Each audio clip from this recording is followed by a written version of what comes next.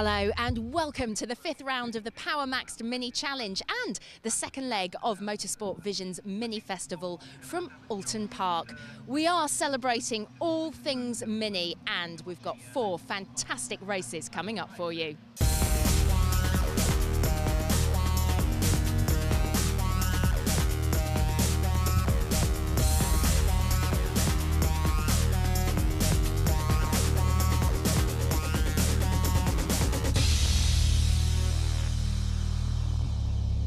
We're well over halfway into the season, but people are still really keen to join the championship. This weekend, we welcome a father and son driving duo who bring with them a brand new team. Why the decision to join the championship now? Well, we started racing last year in the BMW Compacts, and because Scotland's only got the one track, we thought, right, we need to spread our wings here. Callum's got some good racecraft, and what do we do next? And we've been following the minis for some time now, and it's getting ever so popular. And with the Gen 3 cars, they're really appealing to us. So we thought, right, we'll get down, try the one below, see how we get on. So what's it like with a father and son racing team? How's the competition? It is good. It keeps us both on our toes, but we also work together. So whatever happens at the weekend rolls into Monday, and whoever's on top has the bragging rights at work on the Monday. So what's it like running a Mini? Because I know it's a bit different for you. Yeah, it's a little bit different. It's a front-wheel drive car, obviously. We normally run Lotus cars in Lotus Cup UK, Lotus Cup Europe, so it's a bit of a different challenge for us. But yeah, it's been really good. Well-run championship. Yeah, really pleased with it. Hopefully we can get a couple more cars, maybe run 3 or 4 next year. That's the plan. So fingers crossed. Beautiful conditions for the first race of the weekend with the Coopers. Now, there are only a couple of points separating championship leader Ricky Page from his arch rival Nathan Harrison. However, Ricky starts from 3rd position. Let's get the full grid from Ben. Thanks, Michelle. Well, it is a very interesting grid with Simon Walton and Nathan Harrison sharing the front row. Then Ricky Page and Henry Neal, Max Blades and Adam Davey on row 3 from Mark Wakefield and John Attard.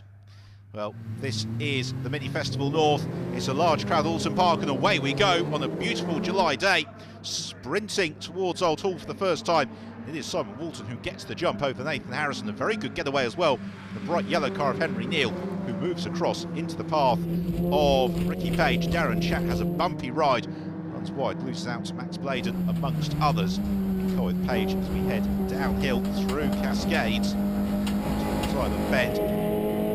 Eco with Mark Wakefield, he is up into 4th place in pursuit of Henry Neal. But look at this, the leading 5 cars separated by about 4.5 car lengths as they hurtle into Ireland, almost 2-3 wide. Maximum commitment as they then get on the brake for the hairpin. Can't really overtake at Shell Oil's corner. This is great stuff from Simon Walton. Wonderful to see him right at the front of the field as he tries to gap Nathan Harrison early on.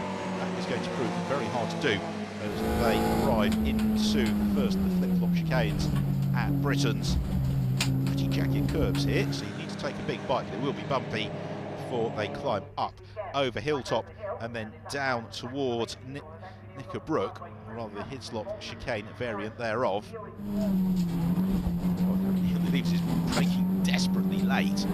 That's the beauty of these Cooper class cars, is they give so much feedback to the drivers. They really enjoy competing them. There is Max Bladen. He is just tucked in behind Adam Davey. This leading group of cars still 8 or so strong, as now Harrison comes onto terms with Simon Walton as they head through Druids on towards Lodge Corner. And the prime overtaking opportunities here on the full Oulton Park International Circuit. Eco with Henry Neal looks to the side of Nathan Harrison. Full steering lock.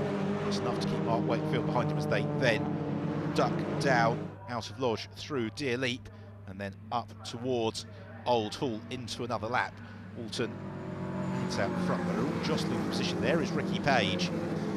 Wonders just if he is biding his time, letting the race come to him, as now Wakefield takes the opportunity to try and draw alongside Henry Neal, who eventually recognises that he's coming.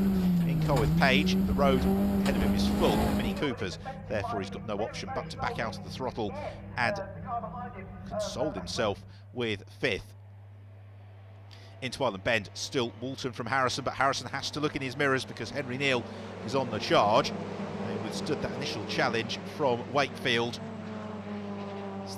Ricky Page, you just can sense the frustration in the way that he's moving the car around. He's desperate to get ahead of the cars in front of him, but he just can't find any space. It's a pretty narrow track at Oulton Park. Overtaking can be challenging. So again, they ride the curves at Britain. So that time Page, who maybe had the slight misstep, just missed the apex midway through. So they head over Hilltop and then down on the brakes into Hislops. You can overtake at Hizzies, but you really have to leave it very, very late and deep. At the moment, they all seem content to let Simon Oulton make the early running and just run as a pack. Got 20 minutes with which to sort it out. But now that there's that slight gap opening between Harrison in 2nd place and Henry Neal in 3rd, this is the point at which you'd expect to see Ricky Page and Mark Wakefield beginning to try and make their moves, because they'll be content to run line astern as long as they're one group.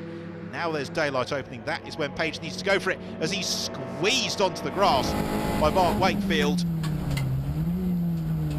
Sorts the wheel into Lodge Corner, looks to carry the momentum out, which he does, but again he finds Wakefield's bumper exactly where he wishes to place his car, and they're all still queuing up behind Henry Neal, who's driving very, very well, but is proving to be something of a cork in the bottle now. As Wakefield looks to the outside at Old Hall. It's unlikely to end anything but expensively, so he backs out of the move. Instead, looks to challenge as they head downhill through the avenue and into Cascades, and now Wakefield eases his way past Henry Neal, or does he? No, Neal fights his way back past. Lovely stuff from Henry Neal. So late on the brakes into Cascades. The car, of course, snaps sideways on the exit, but now that gives the opening to Mark Wakefield as they sprint towards Island Bend. Or rather, it's Ricky Page who's the driver who's going to take full advantage. He moves past Wakefield and up into 4th position. On the brakes into Shell Oil's corner, Ricky Page tries to make it 2 passes in 2 corners. Preston is able to stop waving his hand, and he is so frustrated because he can see as Henry Neal defends, it's allowing the leading duo to break a long, long way clear. Neal maintains that 3rd place, and Ricky Page is going to have to reach pretty deeply into his bag of tricks, because Oulton and Harrison, as they can see that gap opening behind them, just running nose to tail and really taking advantage of this almighty squabble that's going on behind.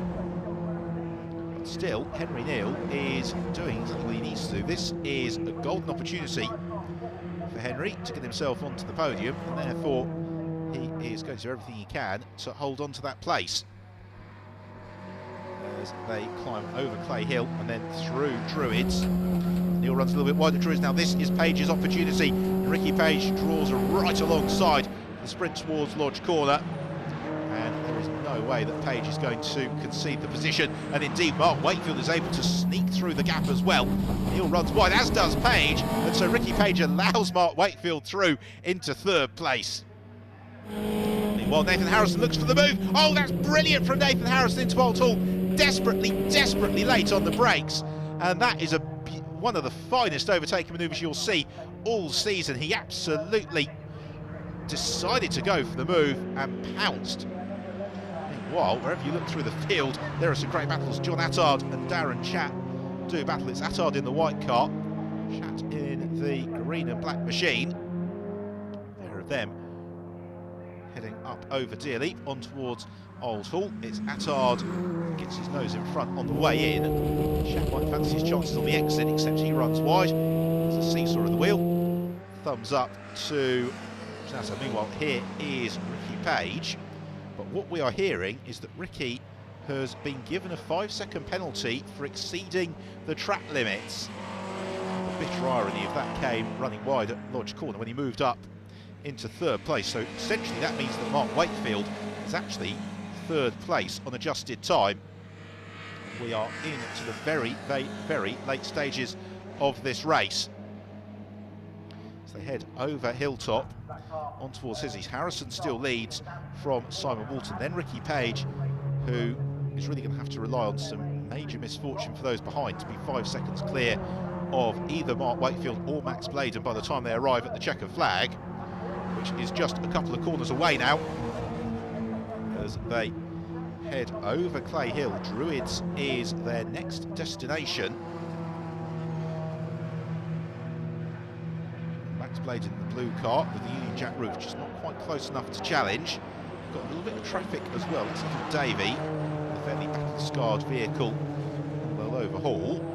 Ricky Page slides through, but crucially for the podium, so does Mark Wakefield. Nothing goes wrong for him at Lodge, so it's Nathan Harrison who takes very, very nicely driven win from Simon Oulton, and then third on the road goes to Ricky Page, but third and just in time to Mark Wakefield. Max Bladen next through, and that shuffles Page down to 5th place. Meanwhile, John Attard and Darren Chat continue their battle, and Chat is back up ahead of John Attard and is going to be able to hold on through to the line and claim 7th place. So let's have a look then at the final results, with Nathan Harrison winning it from Simon Oulton and Mark Wakefield, then Max Bladen and Ricky Page from Henry Neal, Darren Chat and John Attard. First podium of the day and time to celebrate. And the reverse grid for the final race. The top 4 will be reversed. Nathan, the championship lead is back in your hands. Indeed it is. That was the plan this weekend, just to come and gain some points on Ricky, and it's gone to plan so far. They've had a few fourths, but not quite on the podium, but they got a good start, got the lead on Nathan, and managed to hold him off for a lot of the race. It was great. And I think Ricky just got me on the first corner. I think it was 2 laps to go, I think. And I was struggling on them last 2 laps, you know, but got there in the end, and brilliant race. Not the best of starts for Ricky Page. However, he's still got another chance to claw some points back a little bit later on. Join us again after the break, where we'll have some fun on the grid and racing from the turbocharged minis.